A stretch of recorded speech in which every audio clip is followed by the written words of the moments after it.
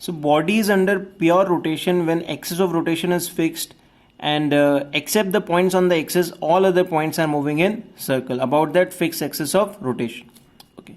Whereas pure translation means velocity of each point is same.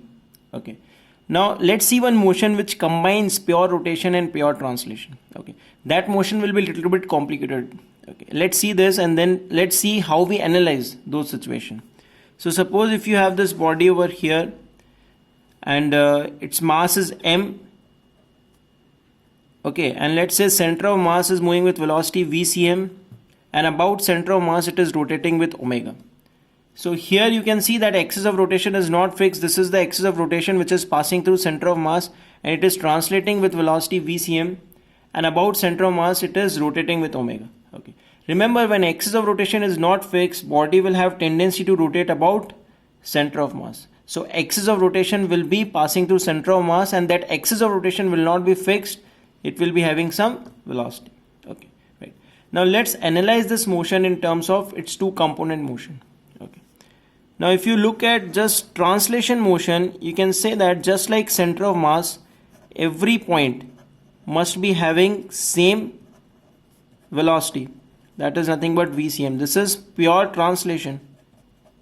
That's how we define pure translation. Okay. Now if you look at pure rotation, here you can see that about this is the axis of rotation passing through its center of mass. It is rotating with omega. Okay. So suppose you want to find what will be the velocity of point P which is at a distance r. Okay. So this is nothing but r omega perpendicular to this line. Similarly, if you want to find what will be the velocity of this point, let's say this distance is r dash. So this will be, as it is rotating like this will be r dash omega like this. Okay. Similarly, any point velocity you can find, okay, because of rotation. So this is nothing but pure rotation. Now if you combine this pure rotation and pure translation, if you combine these two motions, you get this complicated motion. Okay, but what we do is we can understand this motion as two components, that is translation component and that is rotation component. Okay, and as we will see later, now suppose if you want to find velocity of any point in this kind of motion, that will be the vector sum of velocity due to translation and velocity due to rotation. Okay, right. Now whenever problem includes this type of motion, what we do is we try to separate translation and rotation. Okay. For example, let's say same kind of motion.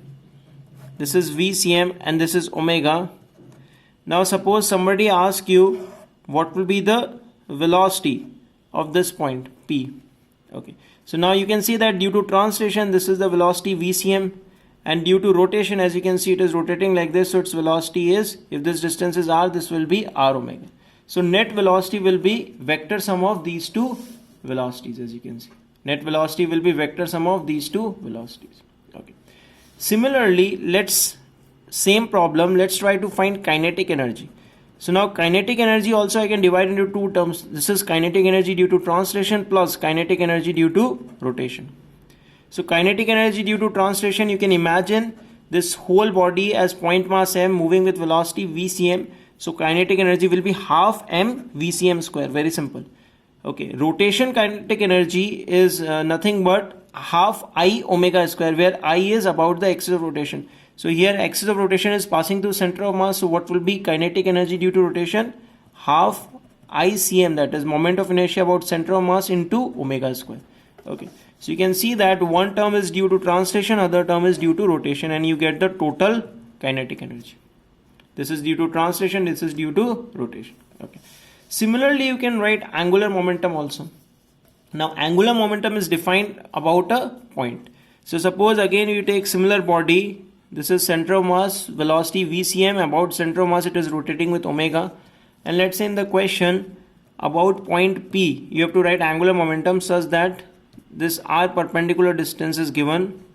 This is the perpendicular distance of line of motion of center of mass with point P, and question is write angular momentum.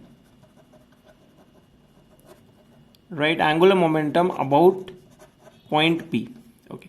So angular momentum, again you can write angular momentum due to translation and angular momentum due to rotation separately. Okay. Now due to translation, you can imagine this point mass m moving with velocity vcm, so its linear momentum is along this direction. This is r perpendicular. Okay, right, angle is 90. What is the formula for linear angular momentum? It is nothing but r cross linear momentum, that is nothing but translation angular momentum. So here you can see linear momentum is m into vcm, this is r perpendicular.